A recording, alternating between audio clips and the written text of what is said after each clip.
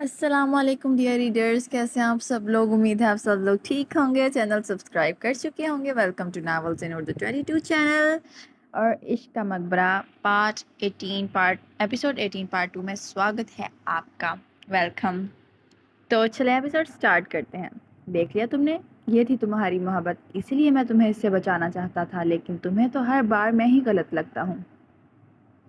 میری سننا تو تم اپنی توہین سمجھتی ہو۔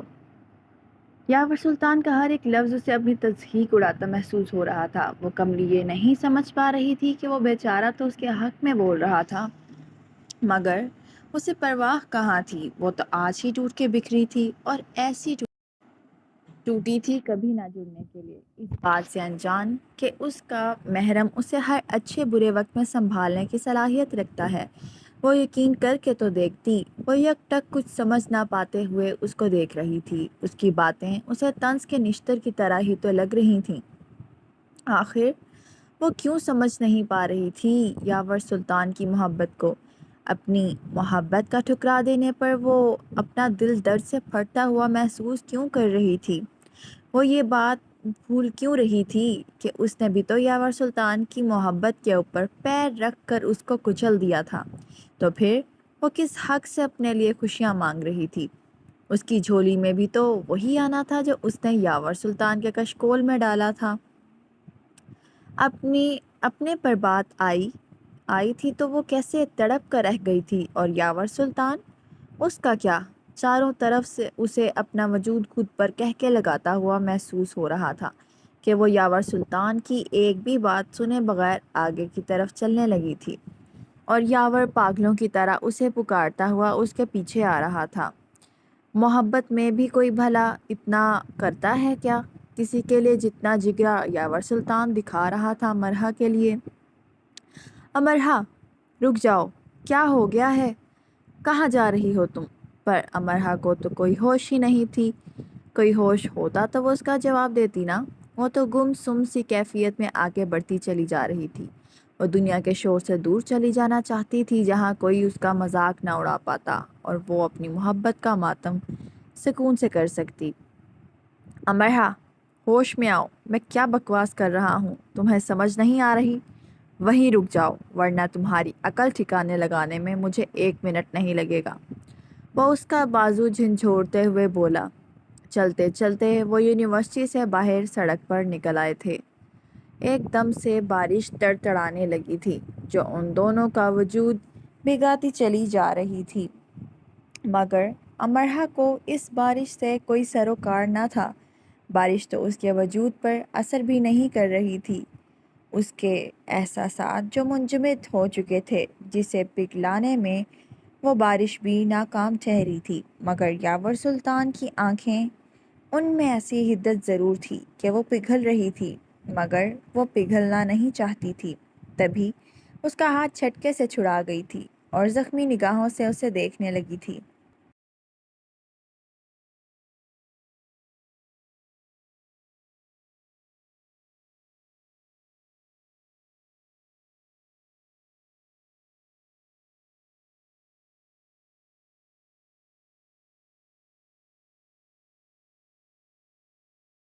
تم تو خوش ہو رہے ہوگے نا کہ مجھے میری محبت نہیں ملی؟ یہ سب دھوکہ تھا، اور میری محبت صرف مجھے استعمال کر رہی تھی۔ تم تو کہہ کے لگا رہے ہوگے دل ہی دل میں کہ جس نے تمہارا دل نہ رکھا، اس کا بھی دل کسی نے پیروں تلے کچل کر رکھ دیا ہے۔ تمہاری بد دعا سچ ہو گئی، خالی ہاتھ رہ گئی میں۔ وہ چٹک ہی تو پڑی تھی، مگر یاور سلطان اسے تعصب سے دیکھنے لگا تھا۔ وہ غصے میں بہکی بہکی باتیں کر رہی تھی، یہ جانتے بھی کہ یہ یاور سلطان کی سرشت میں شامل نہ تھا۔ کیا تمہیں واقعی لگتا ہے کہ میں تمہیں بد دعا دے سکتا ہوں؟ جو کسی سے محبت کرے وہ کبھی اس کو بد دعا نہیں دے سکتا۔ یہ بات تم جیسی لڑکی نہیں سمجھ سکتی امرہا۔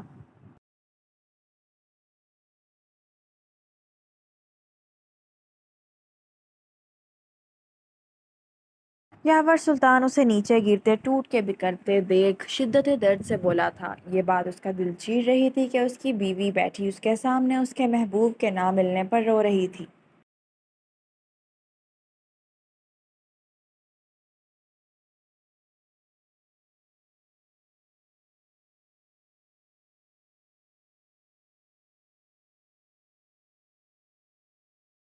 یہ اس کے لیے مر جانے کا مقام تھا کہ اس کی بیوی کسی اور شخص کے لیے رو رہی تھی، مگر وہ اپنی محبت کو آزما رہا تھا کہ وہ اپنی محبت کے لیے کس حد تک جا سکتا تھا، اور آخر میں اس نے اپنے آپ کو پتھر کا ہی پایا تھا جو اپنی محبت کو درد نہیں دے سکتا تھا، مگر اس کی محبت کے درد دینے پر وہ خود کو لہو لہو ہوتا ضرور محسوس کر رہا تھا۔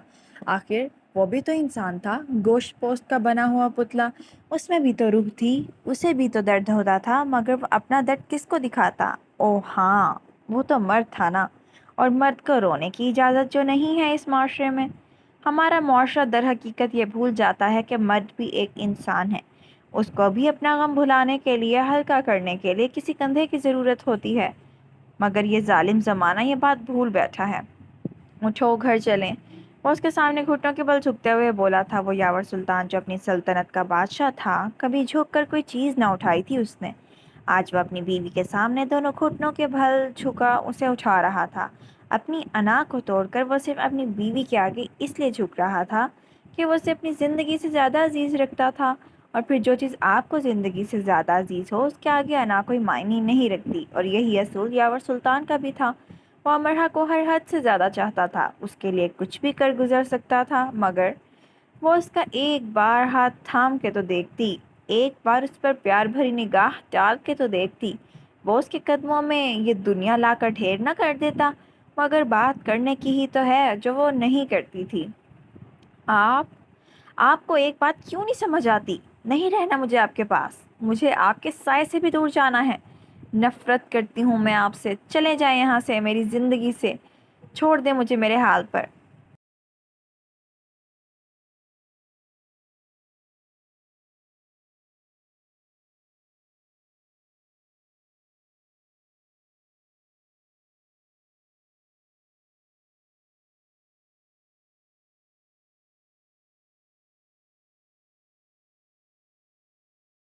چھوڑ کیوں نہیں دیتے مجھے؟ وہ چیخ چیخ کر دھاڑتی ہوئی اس کو سرخ آنکھوں سے دیکھ کر بولی تھی، اور اپنے بال نوچ ڈالے تھے۔ یاور سلطان کا دل کرچیوں میں ٹوٹتا ہوا محسوس ہوا تھا اسے۔ وہ بھی ضبط کھوتے آگے سے چلایا تھا، ایک ہی حل ہے اس چیز کا کہ تم میرا یہ دل چیر دو، میرے دل سے اپنے آپ کو نوچ کر باہر نکال پھینکو، یا میری یادداشت محو کر دو، کیونکہ جیتے جی تو میں تمہیں نہیں بھلا سکتا۔ وہ اس کا ہاتھ زبردستی اپنے دل کے مقام پر رکھتا ہوا ایک ایک لفظ میں شدت پنہا کیے سلگتے لہجے میں بولا تھا۔ آنکھوں سے خون ٹپک رہا تھا، جس پر وہ اس کے سینے سے ہاتھ کھینچ کر رہ گئی۔ وہ اس سے دھکا دیتی ہوئی اٹھی تھی۔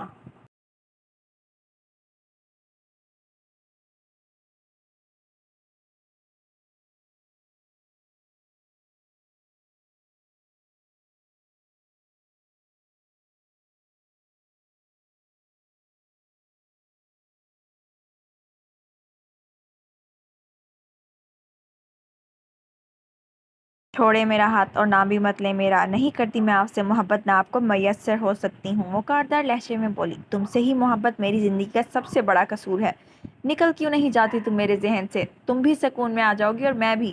وہ ضبط کھوتے اپنا پھٹتا سر تھام کر چلایا تھا، جس پر وہ آنکھیں پھاڑے حیرت سے اسے تکنے لگی اور ڈھیٹائی سے چلائی، تو ٹھیک ہے میں ہی چلی جاتی ہوں۔ وہ اس کے سامنے تیزی سے بس میں سوار ہو چکی تھی۔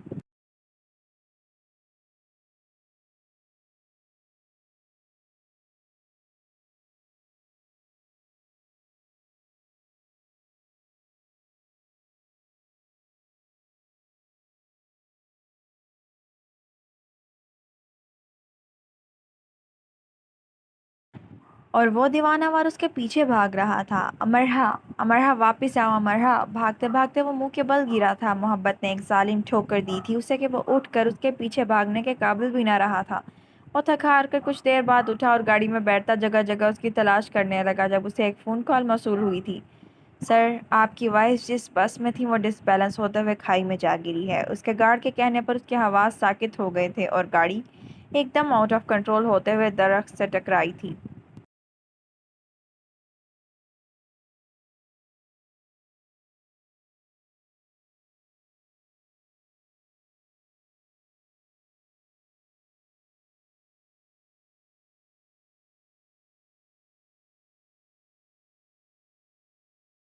اس کے ہاتھ سے فون چھوٹ کر گرا تھا، اسٹیئرنگ وہیل پر اس کا بکھرے بالوں والا خون سے لت پت سر پڑا تھا، اور گاڑی سے دھواں اڑتا فضا میں زائل ہو رہا تھا۔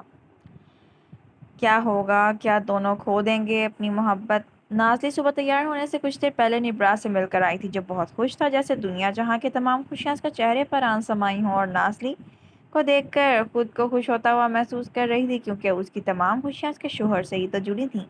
بیوی، کیا اب ہماری شادی ہوگی جیسے گڈا گڈی کی ہوتی ہے؟ وہ تالی بجاتے ہوئے ایک دم اشتیاق سے بولا تھا، تو نازلی کی آنکھیں ایک دم نم ہوئی تھیں۔ وہ یہ بھول چکا تھا کہ وہ ایک دفعہ بچپن میں بھی گڈا گڈی بن کر یہ رسم ادا کر چکے تھے، مگر سب باتیں یاد ہونے کی ہی تو ہیں، جو وہ سب بھلا چکا تھا، مگر خیر اب بھی وہ ایک ساتھ تھے، یہی اس کے لیے کل سرمایہ تھا۔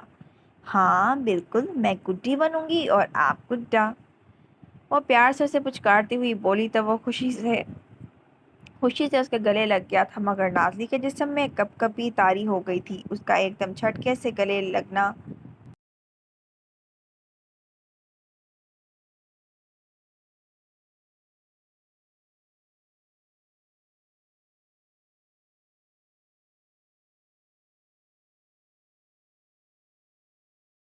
گلے لگنے پر، تو پھر تم نے گڈی والا لباس کیوں نہیں پہنا؟ مجھے بھی دلہے والے کپڑے پہننے ہیں، وہ ایک دم ضد کرتے ہوئے بولا، تو نازلی اس بات پر سر ہلا دیا تھا۔ کچھ ہی دیر میں آپ کے کپڑے آ رہے ہیں، آپ پہن لیجیے گا۔ اس کی بات پر بے ساختہ نبراس نے ہونٹ نکالتے نفی میں سر ہلایا تھا، تو وہ اشنبے سے دیکھنے لگی تھی کہ ابھی تو وہ اتنا خوش تھا، پھر ابھی اتنا پریشان کیوں ہو کر رہ گیا تھا۔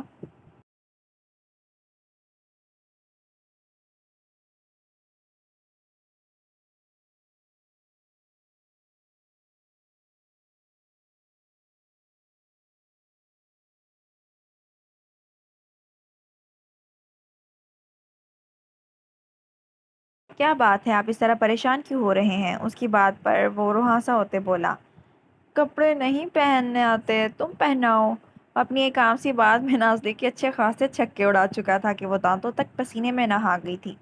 کک کک کیا؟ یہ کیا کہہ رہے ہیں آپ؟ میں آپ کے کپڑے کیسے بدل سکتی ہوں؟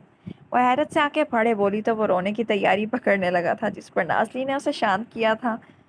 آج کی اس ایپیسوڈ میں لازمی سب نے کمنٹس کر کے بتانا کہ آپ لوگوں کو آج کے ایپیسوڈ میں کون سا سین سب سے بیسٹ لگا، کون سے سین پہ آپ کا دل ٹوٹا اور کون سے سین پہ آپ کا سب سے زیادہ ہنسی ہے۔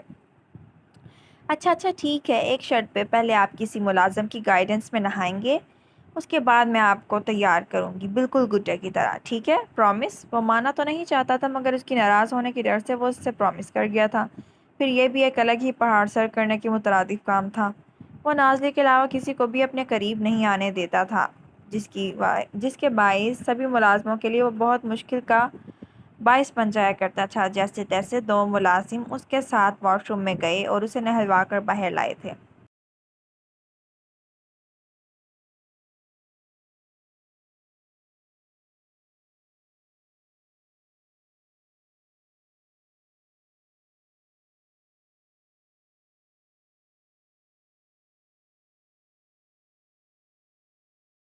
باہر آتے اس نے شیروانی کا پاجامہ پہن رکھا تھا، مگر سینہ بڑھا تھا، جسے دیکھ نازلی نظریں چرا گئی تھی۔ بے شک وہ اس کی بیوی تھی، مگر اس نے کبھی اسے اس حال میں نہ دیکھا تھا۔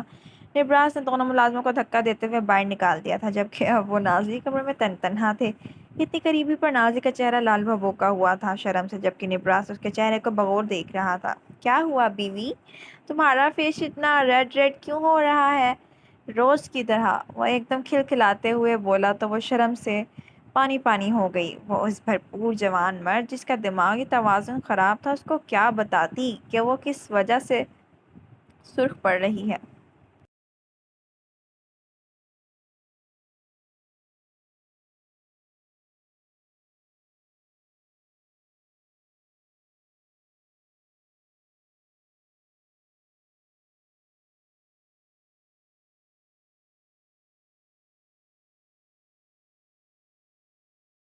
اس نے سر جھٹکا اور اسے شیروانی پہنانے لگی، جو نبراس نے شروع میں سر گھساتے پھنسا لی تھی، لیکن تھوڑا بہت تنگ کرتے پہن لی تھی۔ اب وہ اس کے بالوں کو سیٹ کر رہی تھی۔ اس نے کئی بار نبراس سے کہا تھا کہ وہ بال کٹوا لے، مگر وہ کینچی اور نائی کو دیکھتے ہی شور مچانے لگتا تھا، جس پر وہ گہرا سانس بھر کے رہ جاتی۔ وہ اس کی شیروانی کے بٹن بند کر رہی تھی، جبکہ نبراس اس کو گہری نظروں سے دیکھتا جا رہا تھا، جس کے باعث اس کے ہاتھ لرزش کا شکار تھے۔ بہت جلدی جلدی میں اس کے بٹن آگے پیچھے بند کر چکی تھی، پھر اپنی ہی تیزی پر اپنے سر پر ہاتھ مار کر رہ گئی اور دوبارہ بٹن کھول کر آہستہ سے بند کرنے لگی تھی۔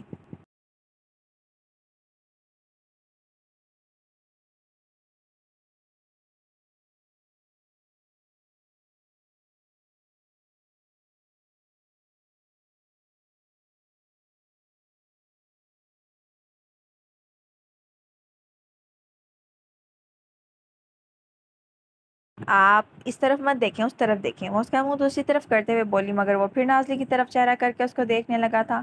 اس سے پہلے کہ نازلی آخری بٹن بند کرتی، نبراس نے جھکتے ہوئے اس کے گال پر اپنے لب رکھے تھے، جس پر نازلی کی آنکھیں حیرت سے پھٹ پڑی تھیں اور چہرہ ایک دم شدت سے سرخ ناری ہو گیا تھا۔ وہ اس کا بٹن وہیں چھوڑتے وہاں سے نکلنے لگی تھی جب نبراس نے اس کا بھاگ کر بازو پکڑ لیا تھا۔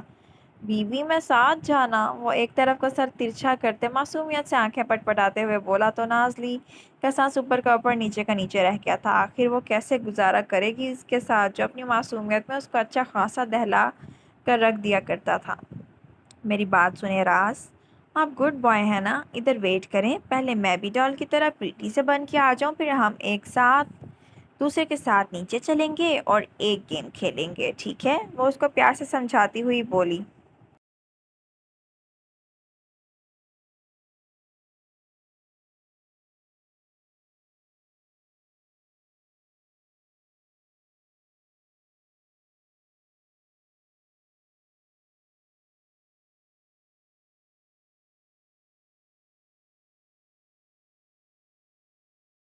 جسے وہ خاطر خواہ سمجھ بھی کیا تھا اور اچھا بچہ بن کر بیڈ پر بیٹھ گیا تھا اس کے انتظار میں، جس پر وہ مسکراتے ہوئے نفی میں سر ہلاتی باہر جا چکی تھی تیار ہونے کے لیے۔ نکاح کا انتظام لان میں کیا گیا تھا جبکہ وہ باہر بنے لان کے پورشن میں تیار ہو رہی تھی۔ حویلی میں جانے کی اجازت صرف گھر والوں کو تھی، مہمانوں کو باہر بٹھا دیا گیا تھا۔ اب انتظار تھا تو بس دلہے دلہن کا۔ 1 گھنٹے میں ہی وہ تیار ہو چکی تھی۔ خود کو آئینے میں دیکھتے اس کی آنکھیں سرخ ہو گئی تھیں۔ اس نے کبھی نہیں سوچا تھا کہ یہ سب ان حالات میں ہوگا، مگر ہو گیا تھا۔ سرخ عروسی لباس میں وہ قیامت ہی تو لگ رہی تھی، اوپر سے نیچے تک پور پور اپنے شوہر کے لیے سجی ایک ایسی حسینہ لگ رہی تھی جس سے نظر ہٹانا ناممکن تھا۔ کاش آج اس کا نبراس ٹھیک ہوتا تو وہ اس کے لیے 2 بول تعریف کے بولتا، مگر کوئی نہیں، انشاءاللہ وہ جلد ٹھیک ہو جائے گا۔ وہ دل ہی دل میں دعا کر کے رہ گئی اور آخری نظر اپنی تیاری پر ڈالی جہاں سرخ لبوں پر وہ بڑی سی نت آج بہت سے لوگوں کا قرار لوٹ لینے والی تھی۔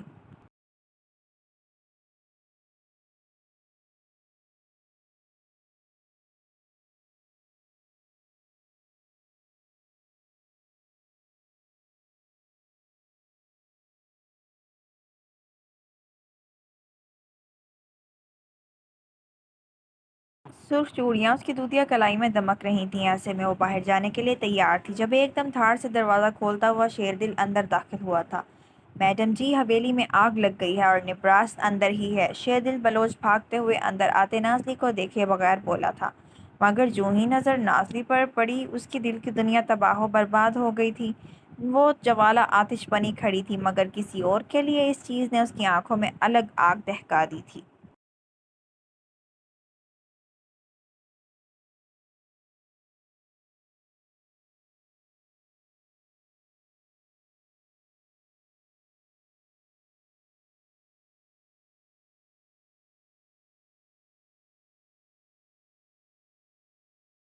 نازلی جس کی آدھی چوڑیاں اس کے ہاتھ میں ہی تھیں وہ چھناکے سے نیچے ٹوٹ کر بکھرتی ہوئی چکنا چور ہو چکی تھیں، جبکہ وہ جس نے اب تک سینڈل بھی نہ پہنی تھی ان چوڑیوں پر پاؤں رکھتی اپنے بہتے خون کی پرواہ کیے بنا اسے دھکا دیتی ہوئی بھاگی تھی۔ وہ اپنا لہنگا دونوں ہاتھوں سے تھامے دیوانہ وار بھاگ رہی تھی اور بھاگتے ہوئے اس عالیشان حویلی کے سامنے کھڑی ہوئی تھی جو بری طرح جل کر راکھ ہو رہی تھی، اور اس آگ کے دریا کے پار اس کا محبوب تھا، اس کا شوہر۔ اس کا دل نوچ لیا تھا جیسے کسی نے۔ ہلکے بل چلائی تھی وہ، نبراس اب تو میرا بھی دل چاہ رہا ہے کہ اپنے شیر دل کی طرح کہنے کا، ہائے صدقے میرے ریڈرز نے کمنٹس کا ٹارگٹ پورا کر دیا اتنی جلدی۔ کسی نے 2 کمنٹس کیے ہیں، کسی نے 4 کیے ہیں، کسی نے ایک ہی لانگ کمنٹ کر کے تبصرے سے دل جیت لیا۔ اس لیے میرا بھی دل کیا کہ آپ لوگوں نے اتنا اچھا رسپانس بھی دیا تھا تو میرا بھی حق بنتا تھا کہ اس کے بدلے میں آپ لوگوں کو ایک لانگ ایپیسوڈ دوں جو میں نے ابھی دی ہے۔ اب میرا خیال ہے کہ آپ میرا خیال رکھیں لانگ کمنٹس کر کے، اور اچھے اچھے زیادہ کمنٹس کر کے میں آپ کا خیال رکھا کروں کہ لانگ ایپیسوڈ دے کے کوشش میری پوری ہوتی ہے ریڈرز، لیکن آج کل میں اپنی مدر کے ساتھ ہاسپٹلس کے چکر کاٹ رہی ہوں تو میرے لیے مشکل ہو جاتا ہے۔ آپ لوگ بھی مجھے انڈرسٹینڈ کیا کریں، ہمارے چینل کو سبسکرائب کریں، مجھے سپورٹ کریں، مجھے آپ لوگوں کے سپورٹ کی بہت ضرورت ہے۔ انشاءاللہ دعا میں یاد رکھیے گا اور آج بھی کمنٹس کا ٹارگٹ پورا کیجیے گا اور سین ضرور بتائیے گا۔